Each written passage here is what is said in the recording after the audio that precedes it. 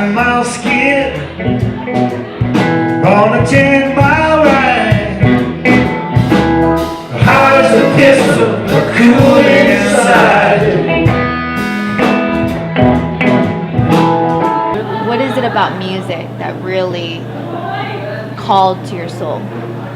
I was inspired simply by my father's love of music, although he didn't play music, but he loved big band music and he thought it was the best thing that ever happened. And so I guess I just wanted to get in touch with that energy that he seemed to feel in the music, and I think that was the first spark that let me know that music is exciting like that.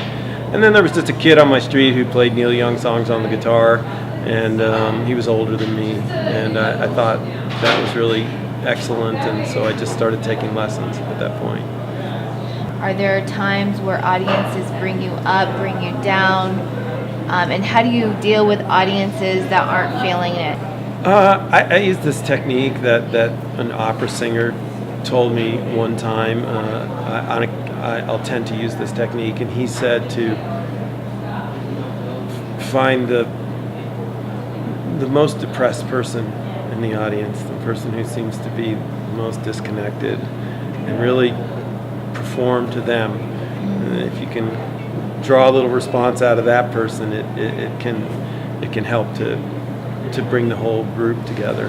What's really dynamic about the music is that if you can't sort of bring some real life to it, it falls a little flat in a sense.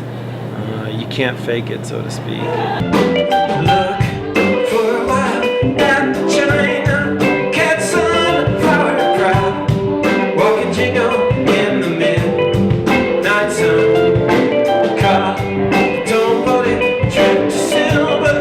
Come on, I'm not crazy. Quit starring out in a dream night room.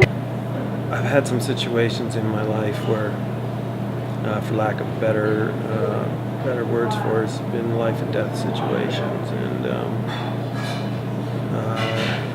when you're confronted with that,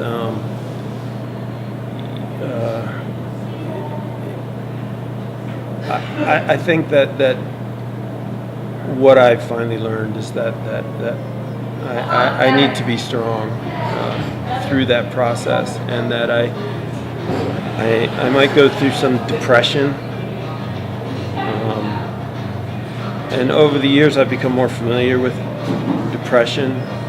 For me, it started just in my teen years when I grew up in Boulder, Colorado, and by early on there was a lot of involvement with a variety of substances and things, and I think that there was ensuing trouble. You name it, with other young people and calamities and accidents and all the kind of things that happen in a kind of an out of control situation, and some of that I recall being very depressing for me, because it really wasn't who I wanted to be. In my family there really wasn't any violence per se, and I was not really that kind of person. But then when there was alcohol and other strong substances in the late 70s, I ran into some situations where there was, just basically violence and people getting beat up and people getting hurt. And I remember that was a certain loss of grace, fall from grace, if you will. I was changed by it. I was changed by seeing that kind of aggression. There's a loss of innocence. Loss, if you have loss, then I think it takes hopefully a certain amount of learning or maturity to be able to understand when something's been lost, that you have to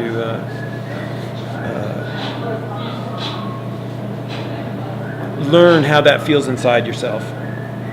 And for example, maybe somebody has a loss, and if they deal with it with pharmaceuticals or alcohol or something like that, I think that it might prolong the feeling of loss, and I think that that's something I learned not to do. As on my best days, if I experience a loss, I take better care of myself. Were you stuck at one point in time of like feeling like you changed and there's no way out of the darkness? Well, I must admit that I slipped back into those patterns off and on in my life, and that's been that's just been the way it happened. I think that I continued maybe for lesser periods of time, but I continued to deal with stress by kind of cutting off from myself, and then each time I did that, I learned that it doesn't work, and now I think getting better and better at taking care of myself. Because as my life's gone by, there's been some other things that have been quite challenging.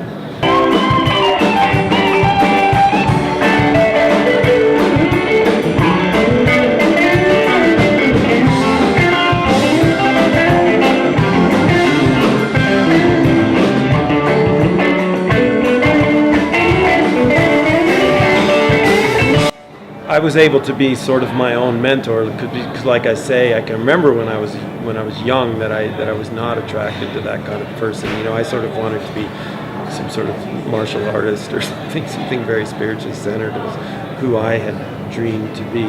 As much as a musician, a very, very athletic person my whole life, and so I have that experience of being very strong and healthy, and then sort of going this other direction.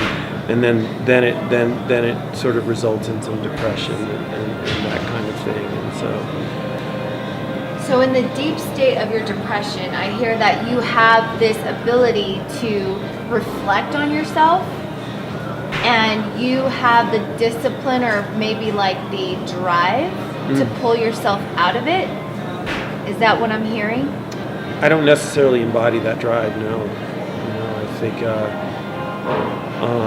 Unfortunately, I had to learn, the hard way. Okay. Yeah. And then, sort of in missing a better me, the drive kind of got created out of that loss. For me, I think that some people may say that I have drive, but I don't always have drive to do the best things. Put it that way. I think I'm a pretty driven person. Yes, Yeah. but. So let's talk about your transformative process. What is it about starting Deadset Colorado that kept the momentum of life going for you and for people around you? Well, that's pretty clear, actually. I had a variety of bands and things that I had been involved with in my life, and when I was involved in a Grateful Dead cover band when I lived in Colorado in the early 2000s, and then I moved back to New Mexico, where I made this another CD that I'm just releasing right now with a musician from South America. What's it called? It's called Somewhere in LA is the name of the band, and the album is Save the Planet. So it's got some songs about the planet. It's also got some love songs in it too and things. And it should be out pretty soon, and you'll be able to find out about it at danielthurmer.com.